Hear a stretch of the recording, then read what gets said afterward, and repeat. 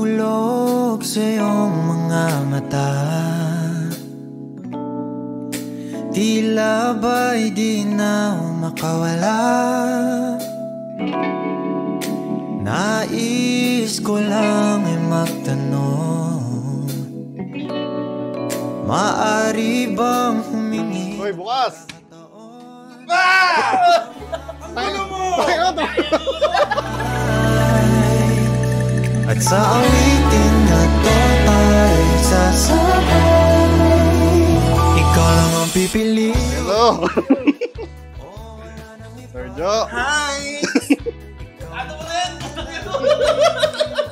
Na makasama hanggang sa pagtanda, at lagi kong ulitin, ipapalala sa'yo, ikaw ang panalangin, ikaw ang panalangin.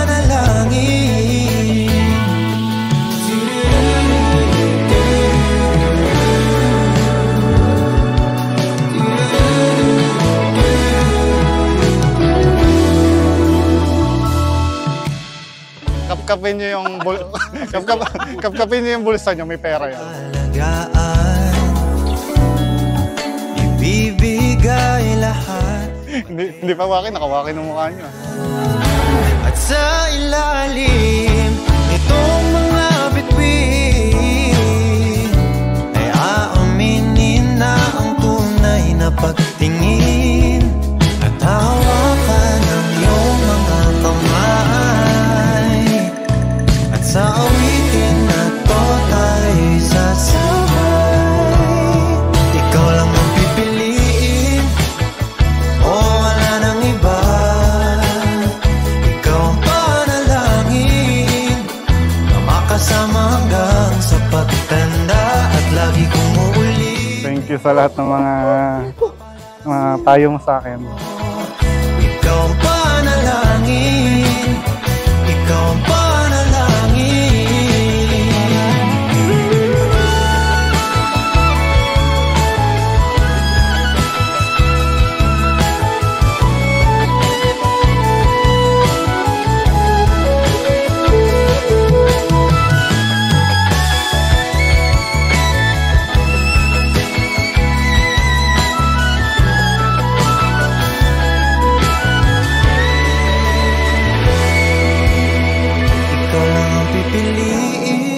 Araw ninyo ito, pinakahihintay ninyo.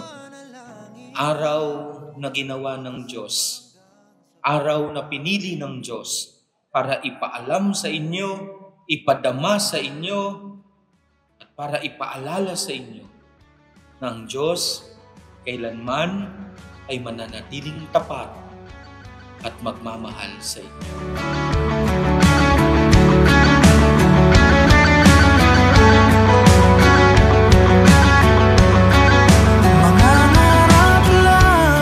Totoo, ang Diyos mismo ang dahilan ng pagkakatagpo ninyo. Ang Diyos mismo ang dahilan ng pagmamahalan ninyo. Ang Diyos mismo ang dahilan.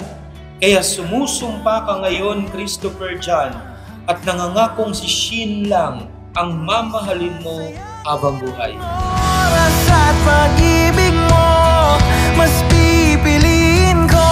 Pag sinabi ko mahal kita, maniwala ka. Totoo yun. Huwag na huwag ka magdududa. Hindi kita binobola. Dahil hindi ako basketballista. Napaglalaruan ka lang na parang bola. Napatunayan natin na ang pagmamahal ay hindi nasusukot sa tagal ng panahon, kundi sa katapatan at sakripisyo.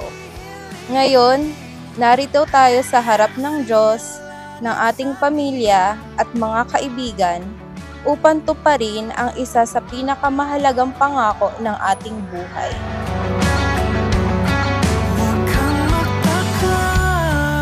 Walang perpekto sa ating lahat dito. But if you keep believing in one another, if you keep fighting for each other, if you keep forgiving one another, if you keep spending time together, even when you are busy in raising your children or busy in your work, you keep on dating each other, huh? Hindi porke kasal na, wala ng date.